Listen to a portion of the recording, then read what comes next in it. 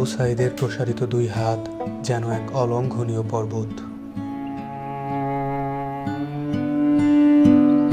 কোনো বর্গীর সাধ্য নেই যেটা অতিক্রম করে বাংলাদেশের মানুষকে স্পর্শ করতে পারে।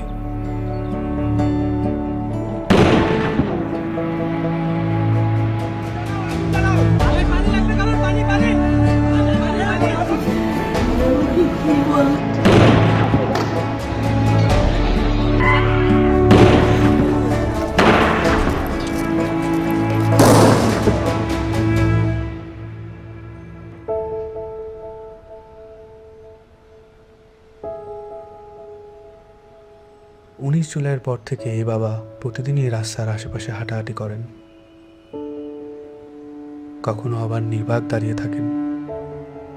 উনি সামনের দিকে তাকিয়ে থাকেন, কিন্তু আসলে কোনো দিকেই তাকান না।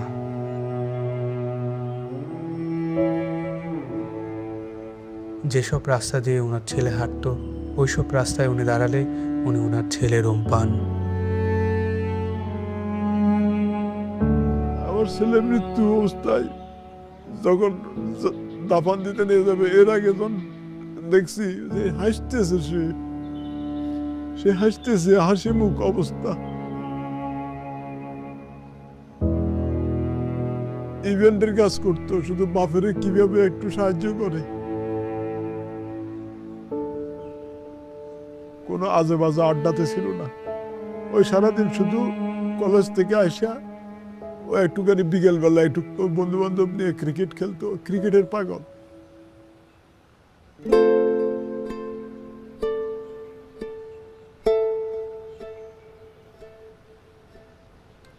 যে আমার পায়ের পাতা আছে এরকম একটা অনুভূতি হতো, কিন্তু আমি যখন হাত দিতাম তখন থেকে আমার পায়ের পাতা নেই, এরকম একটা প্রচুর অনুভূতি হতো। আমি অনেক কান্না করতাম। এই ব্যথার চেয়ে আমার ওই অনুভূতিগুলো আমার বেশি হতো, যে আমার পা আছে, আমি যখন হাত দিই তখন থেকে আমার পা নাই।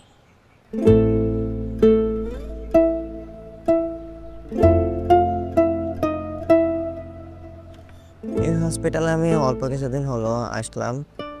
পা দিয়ে নতুনভাবে হাঁটা শিখতে আসছি, মানে ছোটকালে যেভাবে হাঁটা শিখেছে মা, ওই রকমের এখানেও হাঁটা শিখাচ্ছে আর কি।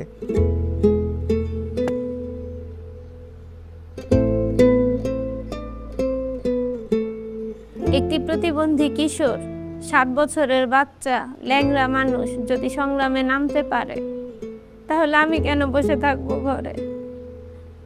একদিন তো মরতেই হবে, তাই মৃত্যুর ভয় করে স্বার্থপরের মতো ঘরে বসে না থেকে গুলি খেয়ে বীরের মতো মৃত্যু অধিক শ্রেষ্ঠ। আমি যদি বেঁচে না ফিরি, তবে কষ্ট না পেয়ে গর্বিত হয়েও জীবনের প্রতিটি ভুলের জন্য ক্ষমা চাই। আনাস।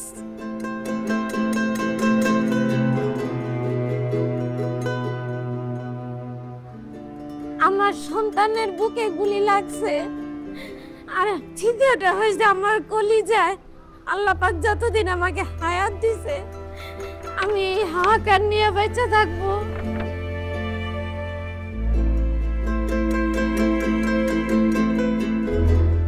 প্রিয় বাবা আসলে আমাদের একটা কিছু না, কিন্তু চকলেট নিয়ে আসছে। প্রিয় বাবা নাই বাড়িতে, যখন বাইরে গেছে আর পুলিশ এসে ওকে ঘুরে মেরে দিছে। আই মিস ইউ প্রিয় বাবা।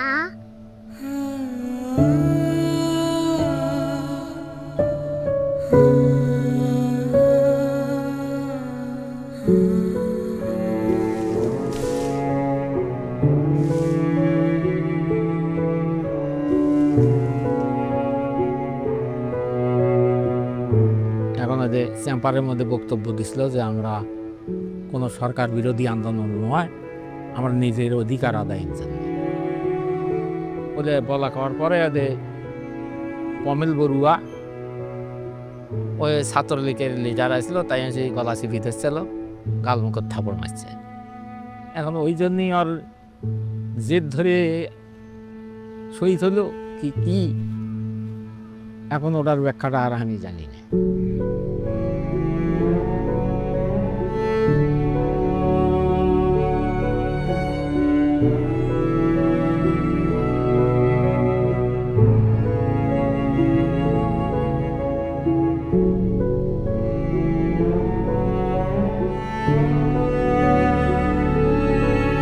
ঘুমের সময় মায়ের দুধ খাইয়া ঘুমায়, সেই ঘুমটা আর ঘুমাইতে পারে না, তখন আবাইতে পাইয়া পাইতে পাই করে উলট ফুলট করে ঘুমের লেগে আবার উঠে কোলে লই।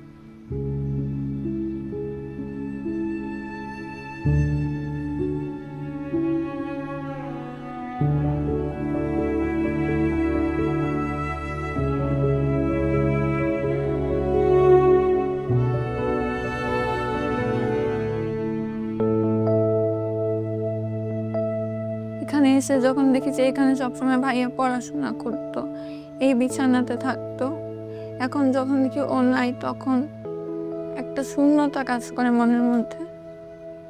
খারাপ লাগে যখন দেখি যে ভাইয়া এই রুমে নাই। এই ছবিটা 18 জুলাই আমার আন্টি নাজিয়া খান ফেসবুকে পোস্ট করেছিল।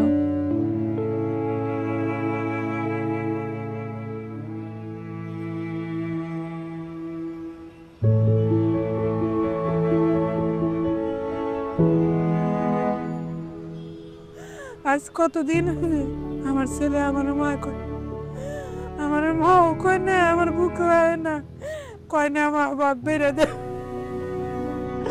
আমার সন্তানদের যারা যেভাবে মারছে আল্লাহ তাদের বিচার করুক। আমি সরকারের কাছেও বিচার চাই, জনগণের কাছেও বিচার চাই। আমার সন্তানদের মারছে, হাজার হাজার মায়ের বুক খালি করছে, যে কালি করছে তারও বিচার করুক আল্লাহ। কতটা তুমি হারালে বন্ধু, কেঁদেছে অন্তর, জানো না তুমি হারাবার ব্যথা, জানে পলাশির প্রান্ত। হারিয়ে গেছে যেখানে মায়ের সোনার নোলখানি, গোলা ভরা ক্ষেতের ফসল, সাজানো ফুলদানি।